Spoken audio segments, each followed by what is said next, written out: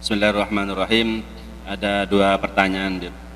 Yang pertama, di Al-Quran itu ada ayat qul la as'alukum alaihi illal mawaddata fil qurba. Ajran illal mawaddata. Qul la as'alukum alaihi ajran alaihi ajra illal mawaddata fil qurba. Dari ayat ini saya mau bertanya, apakah mencintai ahlul baitnya Rasulullah itu wajib? Itu yang pertama. Karena banyak di media sosial atau di dunia nyata ini orang Islam yang membenci ahli baitnya Rasulullah. Yang pertama. Yang kedua, ada orang Islam itu tahu kepada nabinya, kalau ditanya dia tahu nabinya siapa, dia tahu, tapi tidak ada cinta di hatinya. Itu bagaimana kedudukannya? Terima kasih. Ya. Jadi ada satu hadis begini, ahibbullaha lima yaghdukum bihi min ni'amih. Cintailah Allah karena Allah banyak memberikan nikmat kepada kamu. Saya mau tanya, kamu dikasih mata bisa melihat ini, pernah dibelikan sama orang tua kamu mata? Enggak. Pernah nyewa mata ini? Beli mata? Enggak. Bayar pajak? Enggak juga. Telinga, semuanya ini. Cintai Allah karena banyak Allah berikan nikmat kepada kamu. Ujung rambut sampai ujung kaki itu nikmatnya Allah. Wa ma bikum min ni'matin fa minallah. Satu rambut enggak ada orang tua kamu itu yang mengusahakan. Yang kamu pandang ini semuanya makhluknya Allah.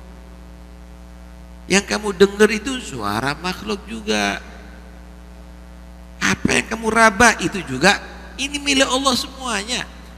Cintai Allah karena banyak berikan nikmat.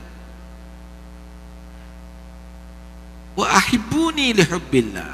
Nah, kata Nabi, cintai aku Muhammad Rasulullah untuk buktinya kamu cinta kepada Allah. Itu orang Yahudi mengaku cinta sama Allah tapi gak cinta sama Rasulullah, ditolak. Kenapa? Bukti cinta Allah adalah cinta kepada Nabi Muhammad. Itu orang Nasara ngaku cinta kepada Allah tapi gak cinta kepada Rasulullah, ditolak. Kenapa? Bukti cinta kepada Allah harus cinta kepada Rasulullah. Wa ahibbu ahla baiti li hubbi. Cintailah ahli baitku, turunanku, sebagai bukti cinta kamu kepada aku. Yang ngaku cinta Nabi tapi gak cinta kepada ahlul bait, ditolak. Kenapa? Bukti cinta kepada Nabi adalah cinta kepada ahlul bait. Karena itu Allah berfirman, Gul, itu perintah kepada Nabi. Terangkan sama Muhammad kepada umat, la as'alukum alaihi ajran. Gak usah kamu kasih duit, gak usah kamu kasih tanah kepada Nabi, gak usah kamu kasih apa-apa kepada Nabi, illal mawaddata fil qurba, kecuali cintai kerabatku. Kenapa? Allah Maha tahu bahwa banyak pembenci ahlul bait. Karena itu diingatkan, kepingin kamu balas Nabi Muhammad, maka turunannya kamu cintai, ahlul baitnya kamu cintai. Sampai dibunuh, Sayyidina Hasan diracun, Sayyidina Ali dibunuh, tikam, Sayyidina Husain sampai disembelih, Sayyidina Ali Zabidi diracun. Ada menampakkan kebencian. Ada lagi yang merasa ini kok begini, apalagi di akhir zaman, ahli bait kok banyak yang tidak karuan gini. Dengarkan baik-baik. Kamu cinta kepada orang itu bukan berarti harus kamu nuruti semua kemauannya orang. Kalau misalnya ada di antara turunan Nabi amalnya tidak bagus, berusahalah kamu menjadi dia bagus. Dibimbing, dinasihati, seperti cintanya kamu dengan anak kamu. Paham ya? Kalau ada pasien yang sakit, misalnya Masya Allah korengan semua tubuhnya, masa dokternya benci? Ya sedih, diusir, ya jangan. Harus telaten gimana caranya dia sampai sembuh. Itu satu bentuk cinta. Bukan cinta itu nuruti, tapi membina gimana caranya sampai dia tadi itu menjadi baik. Begitu. Kadang-kadang orang cinta al-bait, kasih duit terus, kasih itu terus, tapi dia tidak membina untuk jadi orang baik. Keliru, cinta yang keliru. Itu cinta yang tidak rasional, tapi cinta emosional. Paham ya? Nah, jadi bentuk cinta itu bukan karena ngikuti, nuruti terus, tapi bisa membimbing sampai ahlul bait jadi orang baik. Hebat ente. Yang asalnya malas belajar, belajar tak tukono kitab nanti kalau anda mampu itu dan ini, sampai dia jadi alim. Hebat ente. Itu cinta yang rasional, begitu maksudnya. Itu yang pertama. Yang kedua, ada Nabi menyatakan begini, taraktu fikum tsaqalain ma in tamassaktum bihima lan tadillu ba'di abada, kitabullah wa itrati ahli baiti. Aku tinggalkan kepada kamu dua pusaka yang jika kamu berpegang kepada dua pusaka ini gak akan sesat selama-lamanya. Dua ini jangan ditinggalkan, ikuti ajarannya.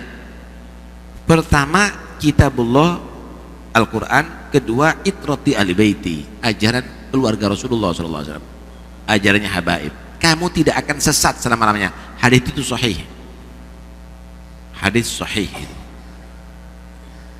Karena itu keliru sekali kalau ada orang menyatakan wis cinta ono habaib ojo diikuti, melok dengan al ulama warathatul anbiya. Terus habaib warathatu siapa? Warathatu Yahudi, Kristen. Ini perintah Nabi. Lah tapi habaibnya kok gini? Lah kamu ngelihat habib yang begitu, yang dimaksud thariqahnya, ajarannya ikuti. Ajarannya Habib, misal nih di Al-Quran begini, menurut Habib gimana ya ajarannya? Di hadis begini, menurut Habib gimana ajarannya? Ambil itu. Itu perintah Nabi itu. Besok coba melok ikiai, kamu tidak akan benar. Pegangi kitabullah wa itrati al-baiti lam tadillu. Nabi menyatakan tidak akan sesat selama-lamanya kamu. Sekarang ini ada satu program untuk meninggalkan ajarannya habaib, dan itu sudah program daripada musuh-musuh Islam internasional. Meninggalkan Quran nggak mungkin kalau mereka bersuara jangan ikuti Al-Quran, tapi sekarang dimunculkan tinggalkan ajarannya habaib. Tinggalkan ajaran habaib, jangan. Kalau anda meninggalkan itu, tidak akan bisa, kamu akan menjadi benar. Kata Nabi, walan yatafarraqa. Quran dan itrah habaib ini tidak akan berpisah, tetap akan mengawal kaum muslimin hatta yarida alayal haud, sampai dua-duanya bertemu aku ada di telaga Kautsar nantinya. Inti masuk dalam kelompok itu, jangan menyebal. Gak ketemu Nabi nanti ada di telaga Haud nanti. Karena itu udahlah, kita gak ada gesekan antara ulama dengan habaib dari dulu. Sekarang aja dimulai ini ada gesek-gesekan model begini nih. Ini karena kepentingan aja sebenarnya, kepentingan beberapa orang aja. Tapi yang diikuti, saya katakan ajaran, bukan kamu mengikuti pribadi. Taufik Assegaf kalau tidak mengikuti ajarannya habaib gak usah diikuti. Contoh misalnya ngajarkan benci sama Sayyidina Abu Bakar, Sayyidina Umar, Sayyidina Utsman, gak usah diikuti. Kenapa? Dia tidak mengikuti ajarannya habaib yang mencintai Sayyidina Abu Bakar, Sayyidina Umar, Sayyidina Utsman dan Sayyidina Ali. Paham nih ya? Ngajari kamu misalnya benci kepada sahabat, jangan diikuti. Kenapa? Dia sudah menyebal daripada ajarannya para habaib. Yang dimaksud sini Al-Quran dan keluarga Nabi, ajarannya, thariqahnya. Karena itu mereka mengawal umat Islam setiap zaman sampai hari kiamat dalam kebenaran, sehingga mereka tidak tertarik dengan kesesatan. Ya kenapa kok mereka benci? Warisan, Pak, jangan khawatir. Kita ini habaib, kalau dicium tangannya malah heran. Oh si ono berarti si nyium. Yang hadir majelisnya habaib begini nih, heran kita. Oh masih ada berarti yang cinta. Datuk-datuk kita ini semuanya banyak dibunuh, gak punya salah.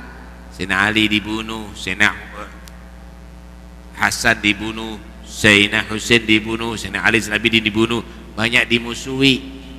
Karena itu kalau kita ini dimusuhi wajar, kalau kita dihormati ya heran kita, alhamdulillah gitu loh. Kita bersyukur dan kita diajarkan untuk menghargai muhibbin lebih daripada muhibbin menghargai kita.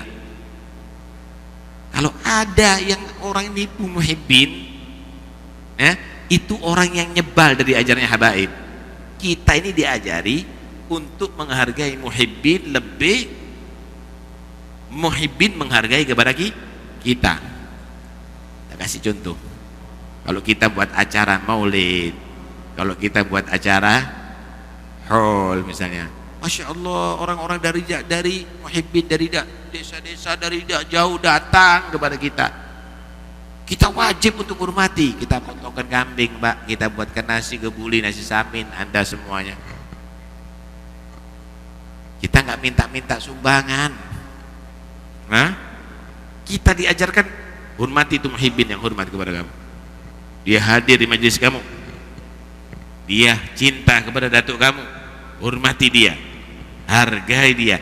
Kita diajarkan begitu.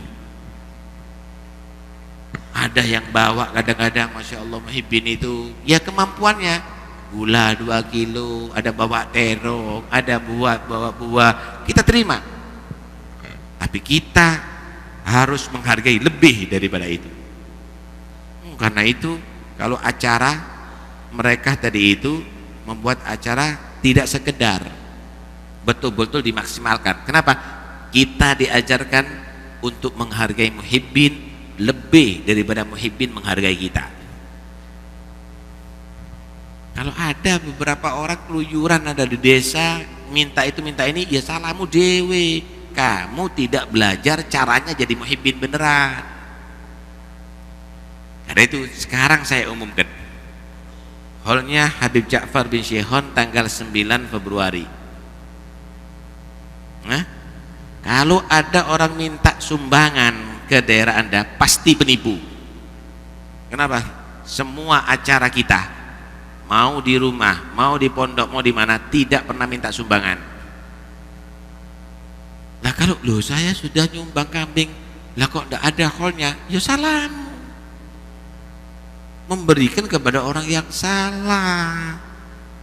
Itu loh, memberikan kepada orang yang salah. Tak pikir sebelum berbuat. Lah kalau sudah berbuat nggak mikir, namanya keceblos kok. Itu namanya nggak mikir namanya. Karena itu jadi muhibbin yang rasional, jangan jadi muhibbin yang emosional. Tepat jadinya nantinya. Gitu ya.